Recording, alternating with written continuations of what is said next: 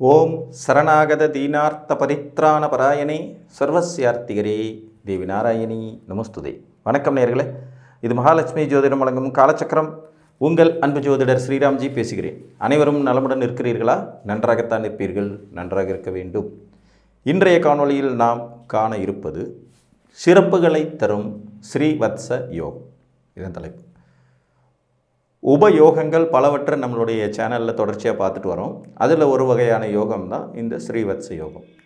இந்த ஸ்ரீவத்ச யோகம் என்ன செய்யும் அப்படின்னு பார்த்திங்கன்னா, பொருளாதார வளர்ச்சிகளில் ஒரு நிலைத்த தன்மையை தரக்கூடியது. பொருளாதார வளர்ச்சிகளில் நிலைத்த தன்மையும், எப்போதும் தனப்புழக்கம் இருக்கும் நிலைப்பாட்டையும், பணத்திற்கு பஞ்சமில்லாத ஒரு வாழ்வியல் முறையையும், 10 பேருக்கு உதவக்கூடிய அளவுக்கான உயர்ந்த வாழ்க்கை தத்துவங்களையும் உள்ளடக்கியது. அதோடு சேர்த்து நல்ல குடும்பம் அமையும் யோகமும், சொல்வாக்கு மிக்க மனிதர்களாக நீங்கள் திகழ்வதும், செல்வாக்கு மிக்கவர்களாக இருப்பதும், குடும்ப உறவுகளால் போஷிக்கப்படுவதும் புகழப்படுவதும், உற்றார் உறவுகள் உங்களை தலை நிமிர்ந்து வணங்கக்கூடிய அளவுக்கான உயரத்திற்கு செல்லக்கூடியதுமான பலவிதமான பலன்களை தரும். அதே மாதிரி இந்த ஸ்ரீவத்ச யோகம் பார்த்திங்கன்னா நீண்ட ஆயுள் பலம் தரக்கூடியது, நல்ல தேக ஆரோக்கியம் தரக்கூடியதும், நல்ல விதமான உடல் வலிமை கொண்டவராக இருக்கக்கூடியதையும் கொடுக்கக்கூடியது. இந்த யோகத்துக்கான கண்டிஷன் என்ன அப்படிங்கும்போது, எல்லா யோகத்துக்குமான அடிப்படை விதி, முதல்ல உங்கள் லக்னாதிபதி நல்லா இருக்கணும், அவர் கெட்டு போகக்கூடாது, அது ரொம்ப முக்கியம். இன்னொன்று, தனாதிபதி என்று சொல்லக்கூடிய 2ஆம் அதிபதி உங்கள் ஜாதகத்தில் லக்னத்தோடு இருக்க வேண்டும். தனத்துக்கு அதிபதி லக்னத்தில் இருக்கணும், 2ஆம் அதிபதி லக்னத்தில். இவர் இந்த இடத்துல பகை நீச்சம் அடையாமல் இருக்கணும். நீச்சம் பகை இது ரெண்டும் வரக்கூடாது. இப்போ மேச லக்னத்துக்கு 2 கூடைய தனாதிபதி சுக்கிரன் லக்னத்தில் இருக்கும்போது அவர் ஒன்றும் பகையெல்லாம் அடைய மாட்டார், சமம் அப்படிங்கிற நிலையில் இருப்பார். ரிஷப லக்னத்துக்கு 2 கூடைய புதன் லக்னத்தில் இருக்கும்போது திக்பலம் அடைஞ்சிருப்பார். மிதுன லக்னத்துக்கு 2 கூடைய சந்திரன் லக்னத்தில் இருக்கும்போது நட்பு நிலையில் தான் இருப்பார். கடக லக்னத்துக்கு 2 கூடைய சூரியன் லக்னத்தில் இருக்கும்போது அவரும் நட்பு நிலையில் இருப்பார். சிம்ம லக்னத்திற்கு 2 கூடைய புதன் லக்னத்தில் இருக்கும்போது அவர் பார்த்திங்கன்னா ஆட்டோமேட்டிக்காக திக்பலம் அடைவார். கன்னீர் லக்னத்துக்கு மட்டும்தான் 2 கூடைய சுக்கிரன் லக்னத்தில் உட்காரும்போது நீச்சம் அடைஞ்சிடுவார். ஆனால் அதே நேரத்தில் அவருக்கு நீச்ச பங்கம் கிடச்சிருச்சுன்னா பிரச்சனை இல்லை. துலா லக்னத்துக்கு 2 கூடைய செவ்வாய் லக்னத்தில் அமரும்போது சம வலிமையோடு இருப்பார். விருச்சிக லக்னத்துக்கு 2 கூடைய குரு லக்னத்தில் இருக்கும்போது திக்பல வலுவோடு இருப்பார்.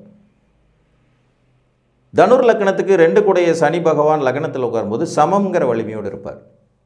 மகர லக்னத்துக்கு 2 கூடைய சனி லக்னத்தில் இருக்கும்போது ஆட்சி வலுவோடு இருப்பார். கும்பலக்கணத்துக்கு 2 கூடைய குரு லக்னத்தில் இருக்கும்போது அவர் பார்த்திங்கன்னா திக்பல வலுவோடு இருப்பார்.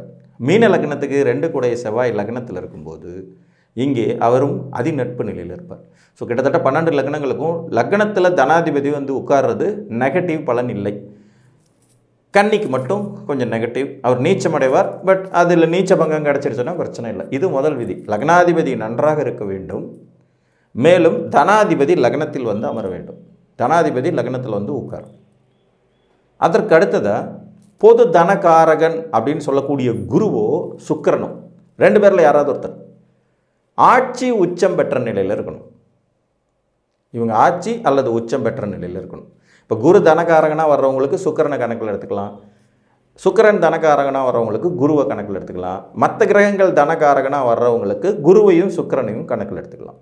ஒரு உதாரணம் எடுத்துக்குவோம். ஒரு கடகலக்ன ஜாதகம், இவருக்கு சந்திரன் உச்சம் ரிஷபராசி, தனாதிபதி சூரியன் லக்னத்தில் உட்கார்ந்துருக்காரு, உச்சன் வீட்டில் அமர்ந்தவருங்கிற அடிப்படையில் இது சிறப்பு. இந்த ஜாதகத்திற்கு குரு பகவான் மீனத்தில் ஆட்சி பெற்று தனாதிபதியை பார்க்குறார். அதாவது 9ஆம் அதிபதி தனாதிபதியை பார்க்குறார். இது ஒரு அற்புதமான அமைப்பு. இது ஸ்ரீவத்ச யோகமாகும். மிகப்பெரிய வலிமை, முன்னேற்றம், பொருளாதார வெற்றி, யோக பாக்கியதைகள், உறவுகளை அரவணைத்து செல்லும் தன்மை, நீண்ட ஆயுள் பலம், தொடர்ந்து வளர்ச்சி, சொல்வாக்கு மிக்கவராக இருப்பது, குடும்ப உறவுகளின் அனுசரணை கிடைப்பது, குடும்ப உறவுகள் இவருக்காக எதையும் செய்ய துணிவதுங்கிறது மாதிரியான அமைப்புகளை பூரா கொடுக்கக்கூடிய அமைப்பு. புரிஞ்சிருச்சுங்களா? இன்னொரு உதாரணம் பார்க்கலாம். ஒரு விருச்சிக லக்ன ஜாதகம், இவருக்கு தனாதிபதி குரு லக்னத்தில் உட்கார்ந்துட்டுருக்கார். விருச்சிக லக்னம், தனாதிபதி குரு லக்னத்திலே உட்கார்ந்துட்டுருக்கார். இந்த ஜாதகத்திற்கு லக்னாதிபதி செவ்வாய் 3ஆம் இடத்துல உச்சம். அப்போ லக்னாதிபதி நல்லா இருக்கார், தனாதிபதியும் உச்சன் வீட்டில் அமர்ந்திருக்கார். ஓகே, இது ஒரு அருமையான அமைப்பு. இங்கே தனாதிபதியாக குருவே வந்துட்டதுனால இந்த ஜாதகத்திற்கு 12ஆம் இடத்துல சுக்கிரன் ஆட்சி. 12ஆம் இடத்துல சுக்கிரன் ஆட்சி. இவரும் ஒரு பொது தனகாரகன். அப்போ லக்னத்துக்கு தனாதிபதி நல்ல நிலைமையில் இருக்கார், லக்னாதிபதி நல்ல நிலைமையில் இருக்கார், பொது தனகாரகனில் ஒருத்தரான சுக்கிரன் 12ஆம் இடத்துல நல்லா இருக்கார். இவர் வெளிநாட்டில் டாலர்களில் சம்பாதிக்கக்கூடிய யோகமான ஒரு வேலையில் நல்ல விதமாக இருக்கார். சாதாரணமான குடும்பத்தில் பிறந்தாலும் உயர்கல்வியை பெற்று தன்னுடைய முயற்சியினால் ஃபாரின் கம்பெனியில் வேலைக்கு சேர்ந்து இன்றைக்கி வெளிநாட்டில் வசித்து நிரந்தர குடியுரிமையும் வாங்கிட்ட ஒரு ஜாதகம்.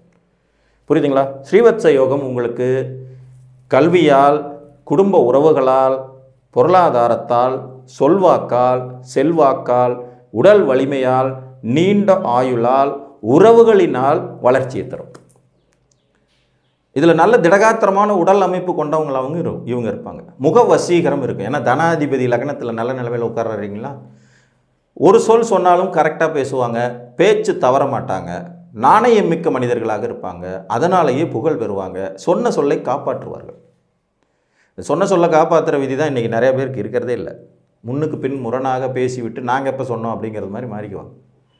ஒரு மெடிக்கல் இன்சூரன்ஸ் போடுறோம், அது கவராகும் இது கவராகும்னு சொல்லுவாங்க. கடைசியில் ஆஸ்பத்திரியில் போய் உட்காரும்போது என்ன சொல்கிறாங்க, இல்லை சார் இன்னும் 13 நாள் இருக்குது, அதுக்கப்புறம் தான் உங்களுக்கு கவர் ஆகும் அப்படிம்பாங்க.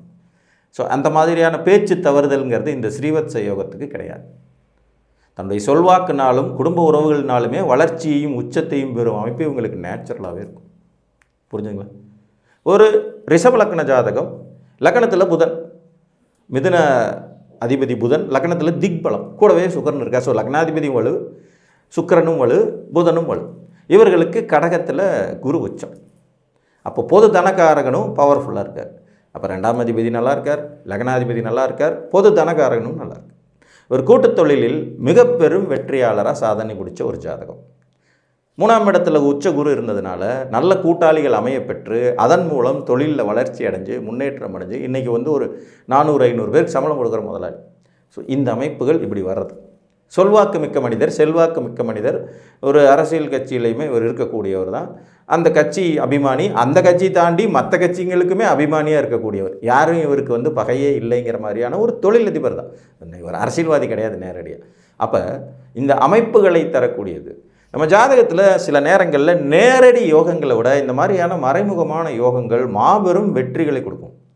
அது நம்ம இந்த உபயோகங்கள் இருக்குங்கிறத தெரிஞ்சுக்கிட்டால் மட்டும்தான் அவைகளை நாம் கண்டுபிடித்து பலன்களை அறிய முடியும். ஒரு வெற்றிகரமான மனிதன் ஏன் வெற்றிகரமான மனிதனாக இருக்கிறான், ஒருவர் கஷ்டப்படுகிறார்னா ஏன் கஷ்டப்படுகிறார், இந்த ஏன் என்கின்ற கேள்வி ஜோதிடத்தில் உங்களுக்கு எப்போ பிறக்குதோ அப்போ தான் அதனுடைய உண்மையான தாற்பயம் என்பது புரிய ஆரம்பிக்கும். உங்கள் ஜாதகத்தில் இந்த ஸ்ரீவத்ச யோகம் இருக்கிறதா என்பதை பார்த்து அறிந்து கொள்ளுங்கள் என்று கூறி மீண்டும் ஒரு காணொலியில் உங்களை சந்திக்கும் வரை உங்களிடமிருந்து அன்புடன் விடைபெற்றுக் கொள்வது உங்கள் அன்பு ஜோதிடர் ஸ்ரீராம்ஜி. நன்றி, வணக்கம்.